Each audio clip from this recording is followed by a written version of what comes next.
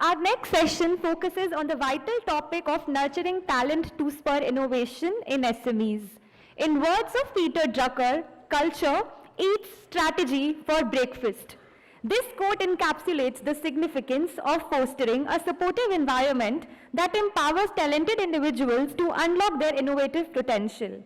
Prepare to be inspired as we explore strategies, best practices, and success stories that shall empower SMEs to cultivate an innovative culture through talent development. Let me invite on stage Ms. Nidhi Bhasin, CEO, Nasscom Foundation, to kindly moderate the session.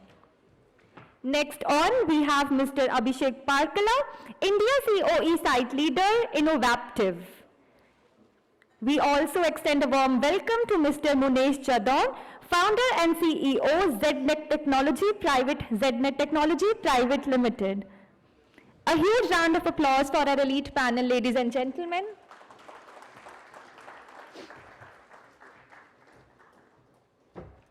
Over to you, Ms. Bhasin.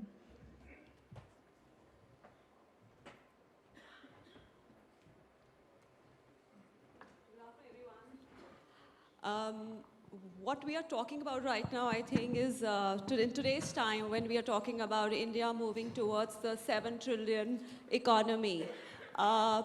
Two main things out here are, of course, the role that the SME is going to play in this whole growth story. And the second part is, of course, the role of the talent gap, all of that put together. And it's so interesting to be talking about these two topics in today's conversation. Of course, innovation is very, very critical to define how an economy, how a nation grows.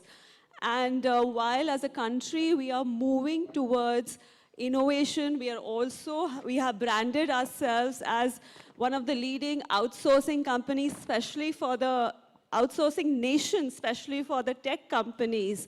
Of course, in terms of our innovation, global innovation index, we have moved from 52 to 40 position in last 4 years. Just shows that the kind of investment that is going towards innovation. And of course, SMEs has a huge role to play out here. When we talk about innovation, we also talk about talent. Again, while there's a lot of effort and investment going towards talent skilling, there is still a huge gap out here. And, of course, I know that Abhishek, Sonali kind of stole your quote in a way. I know that you wanted to really talk a lot about the role of culture when it comes to nurturing the talent in any company, especially SMEs. We are talking about hiring the right talent. We are talking about retaining the talent. We are talking about skilling, upskilling them. In your experience, what is the role of culture? What is the role of upskilling, nurturing the talent right now, especially for the SMEs? Right. So, yeah, as the famous quote goes, culture eats strategy for breakfast.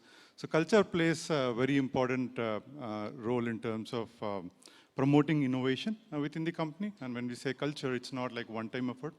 Culture has to be started right from your mission statement, your vision statement, and when you kind of lay out your purpose or core values. If I give my example in Innovaptive, we have our core values as pro-IoT, and I stands for innovation, and we kind of communicate that, we kind of encourage our talent to stress upon innovation a lot.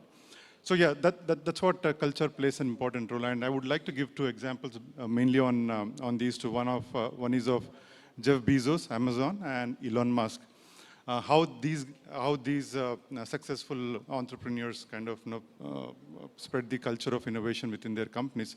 Jeff Bezos, in a letter to his shareholders in 1997, kind of laid out a plan for the future based on something called as day one mentality. Now, what is this day one mentality? He formed this day one mentality on 3 principles. The first is long-term focus over short-term profit. Second is customer is the king, right? And how do you continuously stay obsessive about customer needs? And third one, which is very important, is how do you boldly innovate to meet those customer needs? Now, it's been 25 years since that letter, And to this date, Amazon follows that day one mentality. And that's how they kind of spread the culture of innovation within the organization. It's a successful, as we know, right? The second example I would like to take is Elon Musk. As you all know, Elon Musk formed many successful companies. And the way that he drives a culture of innovation within his companies is through something called as first principles thinking. Now, what is first principles thinking? We all assume whenever we are solving problems, right? We all assume that we know about the problem. But first principles thinking talks about throwing all those assumptions out of the window, breaking that problem down to most logical, fundamental, minute, smaller problems, and solving those problems from there itself. And when you do that, you sum it all up and solve a bigger problem, right?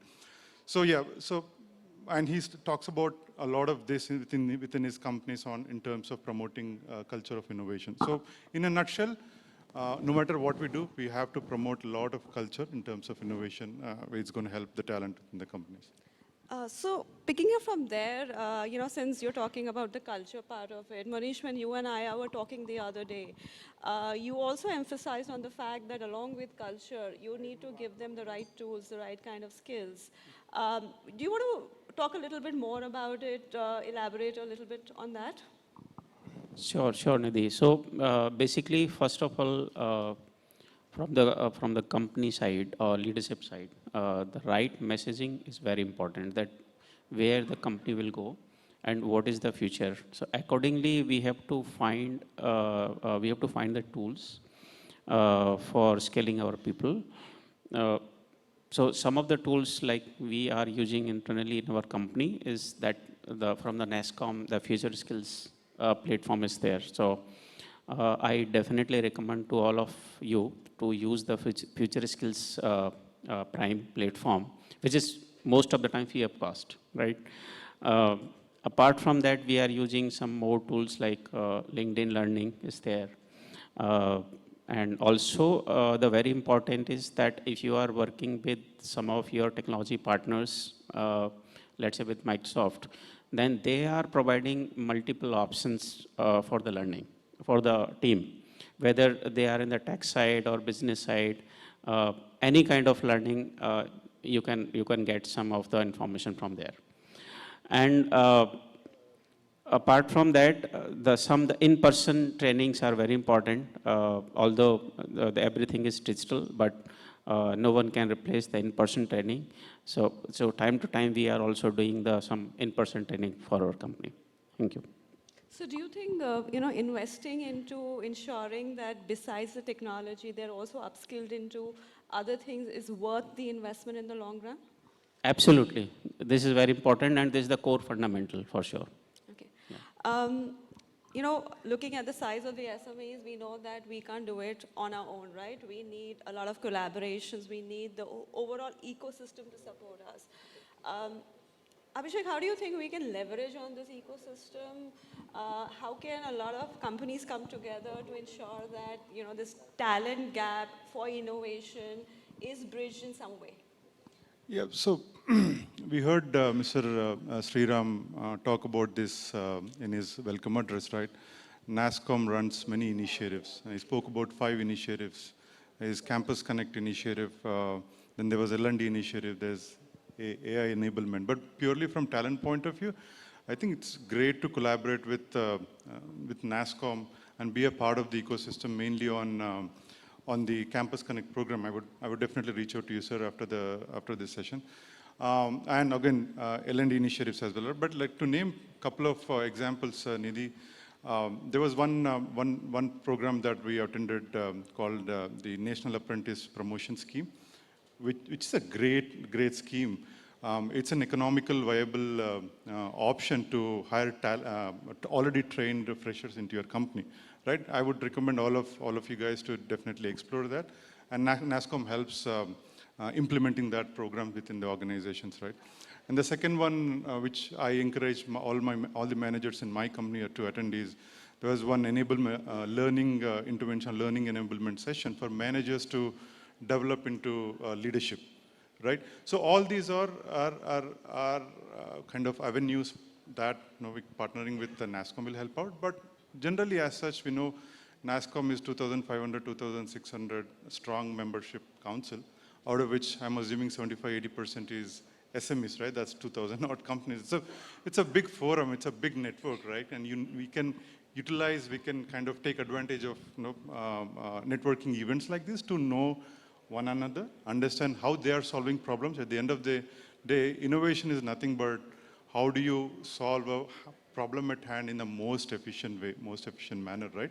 So you need to continuously network, talk to people, talk about your problems, understand how they're solving the problems at their companies.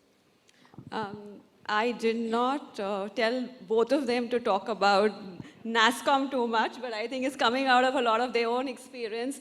But since we're talking about Nasscom, and Munesh, you had earlier spoken a little bit about the Future Skill Prime, right? And do you really want to share how that has really helped you too as a company to really, upskill your own talent, get on more talent, and how can these kind of platforms really help the other companies to upskill and get more talent for themselves? Yeah. So basically, Future Skills Prime, so they are collaborating with many vendors. So entire learning is there. So they are aggregating all the learnings from different vendors. So this is the good part. And Nasscom and government, both are investing heavily there. So here and there, we are investing the money for the courses and all. So we should invest time on Future Skills Prime, and you will get these courses free of cost. Apart from that, in the Nasscom ecosystem, there are n number of other resources are there where you can get some good learning, like reports. Nasscom is investing heavily on the reports, but some of the members are not utilizing them. They are the excellent report. Even by investing the money, you cannot get these reports, and they are free of cost. Most of the reports are free of cost. So myself, I'm downloading the reports, and or I'm sharing the links to my team. They are also getting very good insights, and they are learning from there. And Nasscom community, you can get excellent blogs, content, articles there. So there are n number of resources are available from the Nasscom platform where the employees team or the leadership team, they can get excellent learning from there. Thanks, Manish. So, one common question for both of you, while we may say that there is a need, how we want to nurture the talent for innovation for the SMEs, but there are some constant challenges, right? What are the key challenges, and how do you think we all can come together to address those challenges? Abhishek, for to you first, yeah. Yeah, Nidhi. So unlike large organizations, smaller organizations work under tremendous pressures, namely in terms of human capital, financial capital, so on and so forth, right? And continuous innovation is the need of the time. I think the three areas that I can highlight here is talent acquisition, talent retention. You're competing against larger organizations. You have probably some constraints, budgetary constraints in terms of rolling out offers. But what is key is you really need to look for the right talent with not just skills and competences, but also right cultural fit. I already spoke about the culture, the importance of culture. Second is once you onboard them, kind of promote multiple innovation initiatives that they can be part of and become creative enough. I think the third one is, again, the L&D interventions. Munesh spoke about learning interventions, right? How do you continuously upskill them? The second challenge is, again, on the same note, is the L&D as such. Unlike larger organizations, we don't have budgets in terms of rolling out organization-wide learning programs, but how do we utilize platforms, smaller online platforms, like in Innovaptive, we gave subscription to a few of the online learning platforms in terms of going and registering and upskilling themselves. The third constraint is the time as such, Nidhi, right? Smaller organizations, you're always working under a lot of deliverable commitments, a lot of time pressures, and you're always running behind something, right? So how do you take that time out to think about innovation, be part of innovation programs, initiatives, so on and so forth. So in our company, what we do is we drive cross-functional initiatives, I say. Apart from your normal responsibility as part of your role, you also need to take part in these cross-functional collaborations, initiatives where you're solving some problem or the other within the companies. Yeah, I just want to add only few things.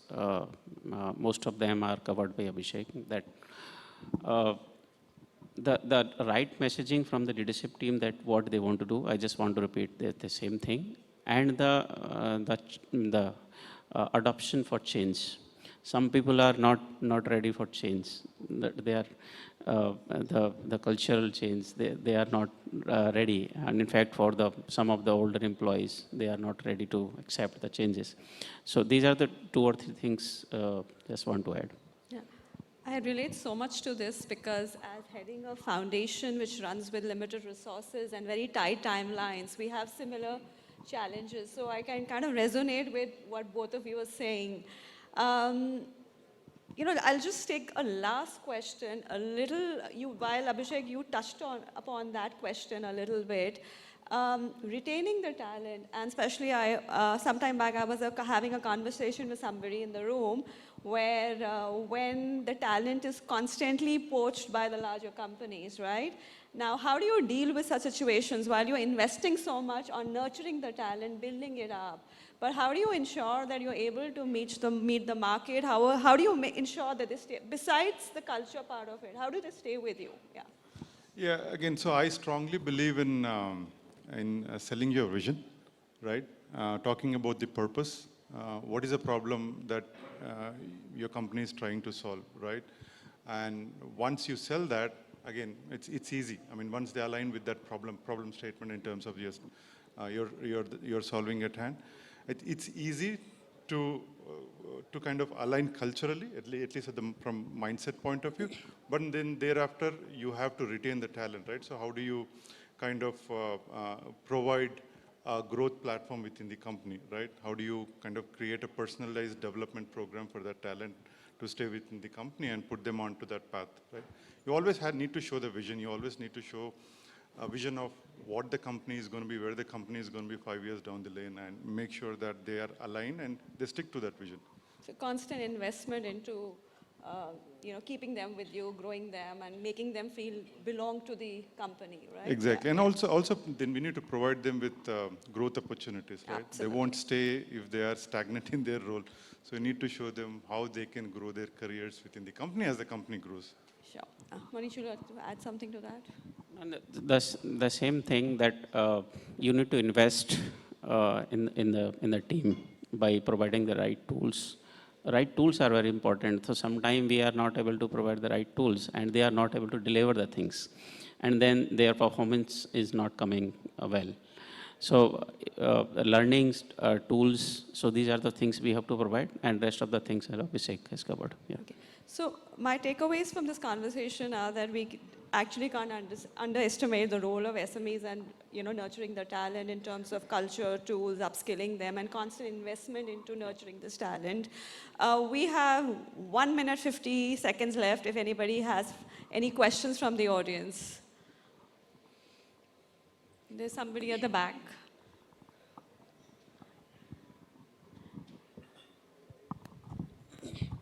Well, hi, this is Sujitra here. I represent a company called Sayog Digital from Chennai. So my question to the folks on the panel is, we deal with a lot of folks from Gen Z crowd, right? And for them, the largest part is about when we talk about a problem statement that they resonate with, it becomes more like a, hey, it's your problem, not mine. So I'm very curious to know what is the messaging that goes behind in terms of, you have the leadership layer, and then you have the Gen Zs who are more like freshers who come into the organization. how do you really message the problem statement to them, and how do you carry the story forward in terms of retention? Abhishek, you like to take that? Yeah, you rightly said that, right? Like, it's your problem is your problem. But what we really need to sell to them is how they can be part of solving that problem, right? For them, what really matters is what am I going to get from this? Like in terms of learning, in terms of adapting to new skills, new technologies. So, for example, in our company right now, we've been in the market for about 10 years.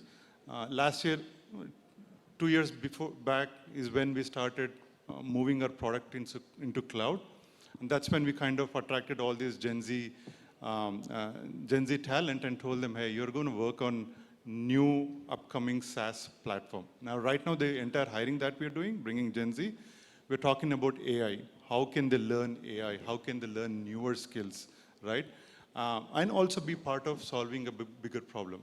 So that's how I message. And the middle layer plays a very important role here rather than leadership, right? The middle layer that manages Gen Z, they also need to buy into this vision and the problem statement.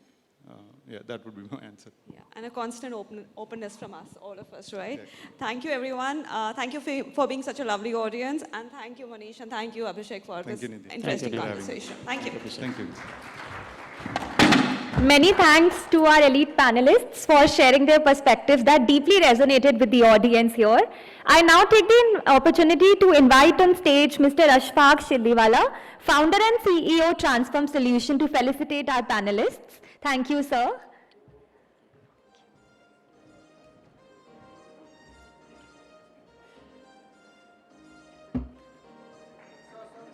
A huge round of applause, ladies and gentlemen.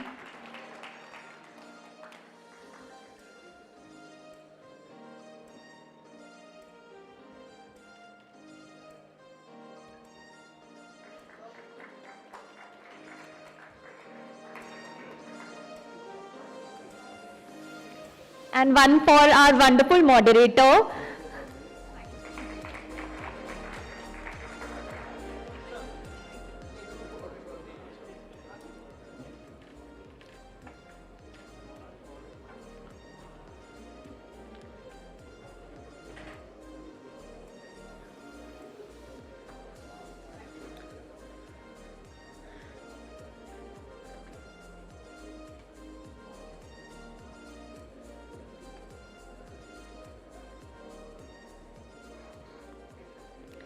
Many, many thanks for that.